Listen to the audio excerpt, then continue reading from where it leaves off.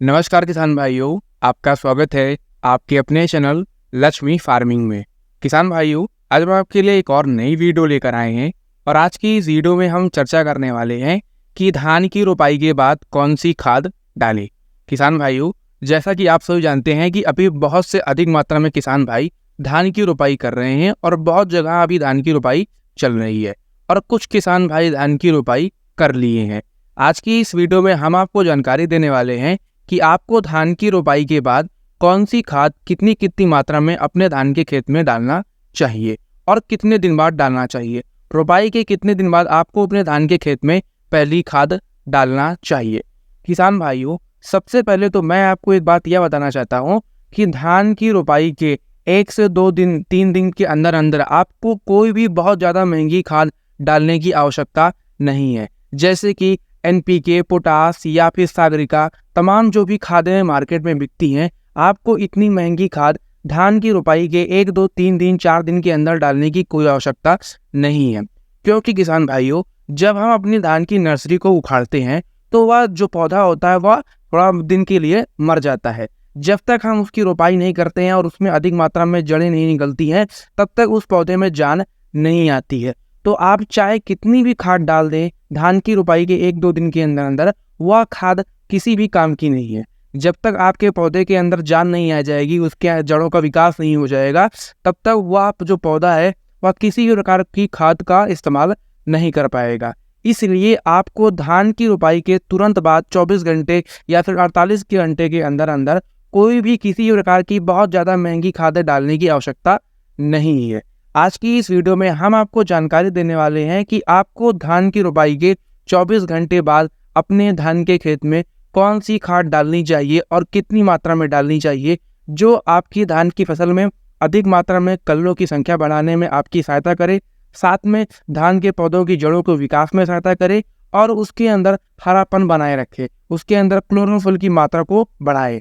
तो इसके लिए किसान भाइयों, आज की हमारी इस वीडियो को आप शुरू से अंत तक जरूर देखिएगा और जो भी किसान भाई हमारे चैनल पर पहली बार आए हैं वह चैनल को सब्सक्राइब कर लें, वीडियो को लाइक कर दें और किसान भाइयों, जो साथ वाली सब्सक्राइब बटन के बगल घंटी होती है जिसको बेल आइकन बोलते हैं, उसको भी आप जरूर दबा दीजिएगा, जिससे आपको हमारी आने वाली नई वीडियो की नोटिफिकेशन सबसे पहले मिल पाए। किसान भाइयों, चलिए अब बात करते हैं कि धान की रोपाई के 24 घंटे बाद हमें अपने धान के खेत में कौन सी खाद कितनी कितनी मात्रा में डालनी चाहिए, जो हमारे धान के पौधों के कल्लों के फुटाव में, उनके हरेपन, उनके जड़ों के विकास में सहायता करे, जिससे उनके अधिक मात्रा में भोजन बने, उसमें अधिक से अधिक कल्लों की संख्या हमें देखने को मिले। इसके लिए किसान भाइयों, सबसे पहली जो महत्वपूर्ण खाद है जिसको आपको अपने धान के खेत में रोपाई के 24 घंटे बाद डालना चाहिए, वह है यूरिया। किसान भाइयों, यूरिया एक बहुत ही महत्वपूर्ण खाद होती है जो धान की फसल में विकास के लिए बहुत ज़्यादा सहायता करती है। यदि आप अपनी धान की खेत में समय पर यूरिया खाद को नहीं डालेंगे तो आपके धान के पौधे का जो विकास है वह सही मात्रा में और सही ढंग से नहीं हो पाएगा। इसलिए आपको अपने धान के खेत में रोपाई के 24 घंटे के बाद अपने धान के खेत में यूरिया खाद को जरूर डालना चाहिए। यूरिया किसान भाइयों, आपके धान के खेत में हरापन बढ़ाती है, उसकी बढ़वार को बढ़ाती है, कल्लों की संख्या को भी बढ़ाती है। यह आपके धान के पौधे के विकास में बहुत ज़्यादा सहायता करती है। चलिए अब बात करते हैं कि आपको 1 एकड़ खेत के लिए कितनी मात्रा में यूरिया लेकर डालना चाहिए। 1 एकड़ खेत में किसान भाइयों, रोपाई के 24 घंटे बाद आपको कम से कम 20 से 25 किलोग्राम यूरिया लेकर 1 एकड़ खेत में छींट देना चाहिए। इसके अलावा किसान भाइयों, यूरिया के साथ आपको इसमें 10 किलो फेरस सल्फेट, किसान भाइयों फेरस सल्फेट भी एक बहुत ही बहुमूल्य खाद है जो हमारे धान की फसल में आपको जरूर डालना चाहिए। फेरस सल्फेट डालने से किसान भाइयों फायदे क्या होते हैं, चलिए अब इसके बारे में जान लेते हैं। किसान भाइयों, जब आप अपनी धान की रोपाई के 24 घंटे बाद यूरिया के साथ मिलाकर फेरस सल्फेट को भी अपने धान के खेत में डाल देंगे तो आपके धान के खेत में जो हरापन है, क्लोरोफिल की जो मात्रा है किसान भाइयों, यह फेरस सल्फेट ही बढ़ाता है। इसके अलावा किसान भाइयों, यह आपके पौधे में जो पीलापन है, हरापन है, उसको दूर कर देता है। आपका पौधा जो है वह एकदम हरा हो जाएगा। कभी कभी किसान भाइयों ऐसा होता है कि धान की रोपाई के बाद 1-2 दिन के अंदर हमारा जो धान की पौध होती है वह पीली पड़ने लगती है। तो यदि आप उसमें यूरिया के साथ 24 घंटे के बाद फेरस सल्फेट मिलाकर डाल देंगे तो आपके धान के खेत में या जो पीलेपन की समस्या है ये भी दूर हो जाएगी। आपके जो धान की पौध है वह एकदम हरी भरी बनी रहेगी।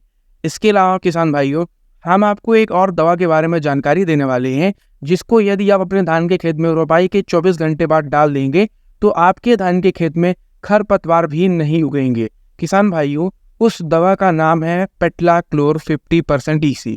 यदि किसान भाइयों आपको यह दवा ना मिल पाए तो आप बूटाक्लोर 50% EC का भी इस्तेमाल कर सकते हैं। दोनों की मात्रा अलग अलग डालनी है किसान भाइयों। यदि आप पेट्लाक्लोर डाल रहे हैं तो आप उसको 500 ml यानी कि आधा लीटर प्रति एकड़ के हिसाब से मिलाकर डालें, और यदि आप बूटाक्लोर डाल रहे हैं तो उसकी मात्रा आप 1 लीटर प्रति एकड़ के हिसाब से इन तीनों चीज़ों को, यूरिया, फेरस सल्फेट और इनमें से कोई एक दवा, तीनों को अच्छे से मिक्स कर लें, इनका अच्छे से मिश्रण बना लें। यदि आपको खाली इन दवाओं और यूरिया खाद को मिलाकर छींटने में समस्या हो रही है तो इसमें आप चाहें तो थोड़ा सा रेत, बालू को भी मिलाकर डाल सकते हैं।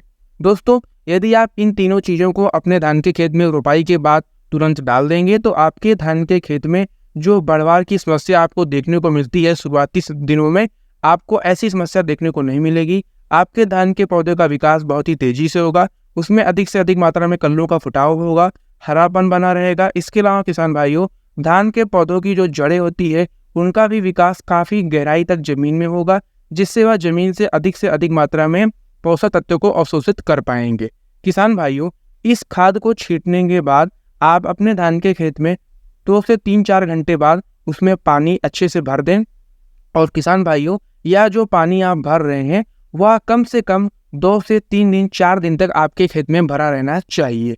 आपके खेत से यह पानी किसी भी मात्रा में, किसी भी कारण उतरना नहीं चाहिए। यानी यदि आपके धान के खेत से यह पानी उतर जाएगा, बह जाएगा, तो किसान भाइयों आपने यह जो दवा डाली है, खाद डाली है, वह सब बेकार हो जाएगी। इसलिए कम से कम 3 से 4 दिन तक आपके खेत में यह जो पानी आप खाद को डालने के बाद लगाएंगे वह 3 से 4 दिन तक भरा रहना चाहिए। तभी यह जो खाद और दवा आप मिलाकर डालेंगे इसका आपको बेस्ट से बेस्ट रिजल्ट देखने को मिलेगा। किसान भाइयों, यदि आपको आज की हमारी यह वीडियो अच्छी लगी हो, पसंद आई हो, तो हमारे चैनल को सब्सक्राइब कर दीजिएगा और अपने किसान मित्रों के साथ शेयर कर दीजिएगा। मिलते हैं अगले वीडियो में, तब तक के लिए नमस्कार, धन्यवाद।